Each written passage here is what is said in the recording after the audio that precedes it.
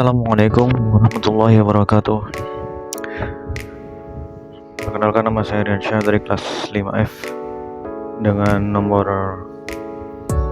induk mahasiswa 22106311110179.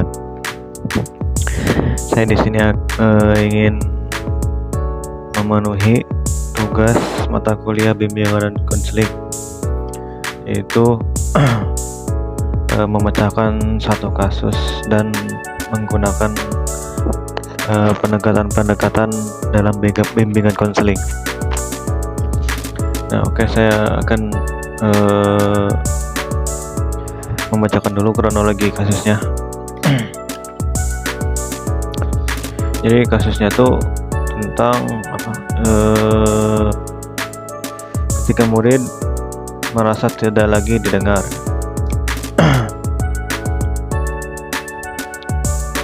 Nah, berita ini viral beberapa waktu lalu. Jadi seorang murid itu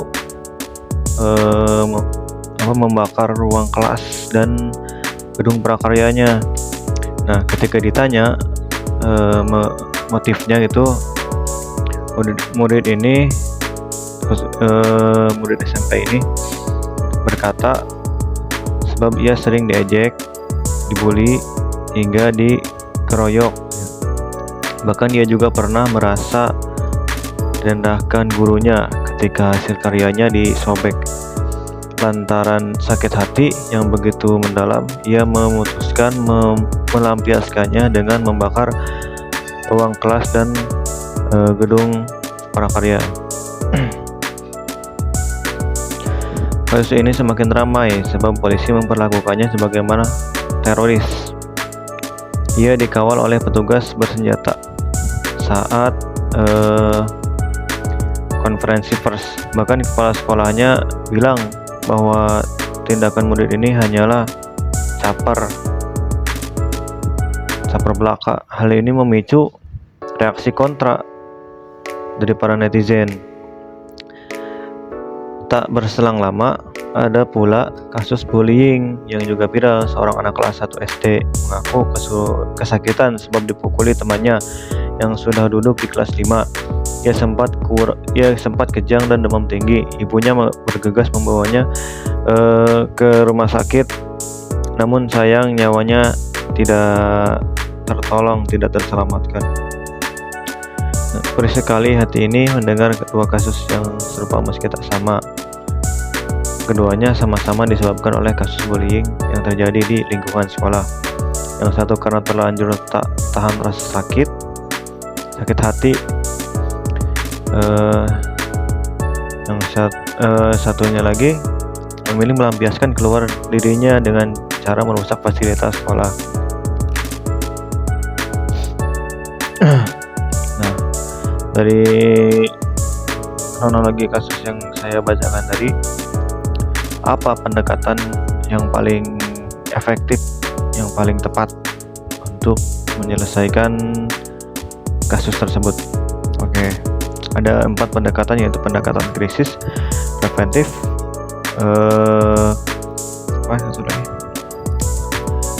remedial, dan development. Nah, jadi krisis ini lebih ke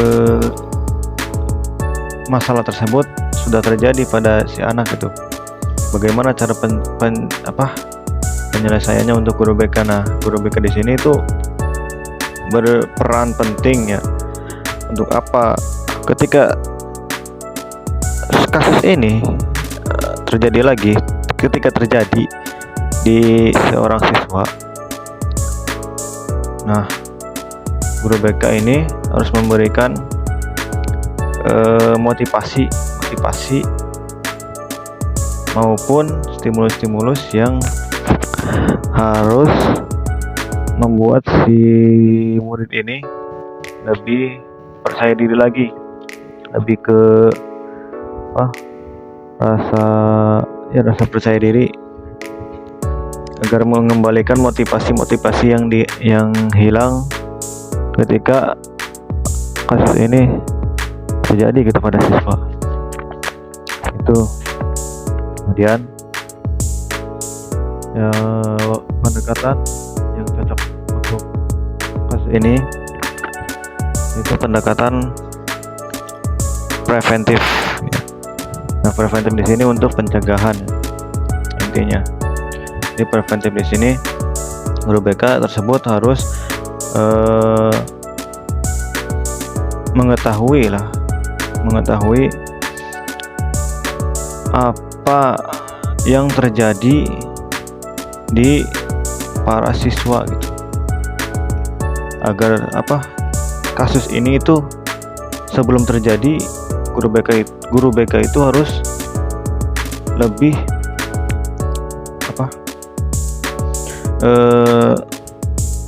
melakukan suatu hal ya yang dapat memberikan motivasi juga untuk para siswa lainnya, agar dia lebih mementingkan, bukan hanya mementingkan dirinya sendiri, tetapi juga mementingkan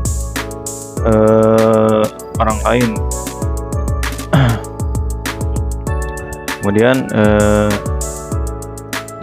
pendekatan yang cocok untuk kasus ini lagi itu pendekatan development. Pendekatan ini yaitu tentang bagaimana guru BK memberikan sebuah nasihat ataupun motivasi, bukan hanya kepada satu orang saja gitu, termasuk satu grup, satu kelompok, satu kelas, intinya berkelompok. Jadi si guru BK ini memberikan stimulus ataupun nasihat-nasihat kepada murid-muridnya gitu. Nah, jadi bukan hanya memberikan motivasi ataupun nasihat kepada korban yang jadi korban dari permasalahan ini, yang jadi korban dari kasus ini, tetapi juga memberikan nasihat juga kepada para murid lainnya gitu, para siswa lainnya, agar mereka tidak membuli ataupun mengucilkan salah satu siswa gitu kan. Salah satu siswa yang memiliki kekurangan ataupun kekurangan baik itu fisik maupun mental. Nah, jadi guru BK itu tugasnya bukan hanya siswa, ketika siswa ada masalah datang ke guru BK, tetapi guru BK sendiri harus bisa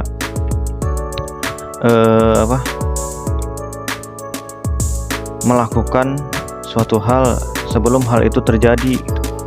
Jadi tidak hanya diam di ruang kantor atau ruang kelasnya, dia harus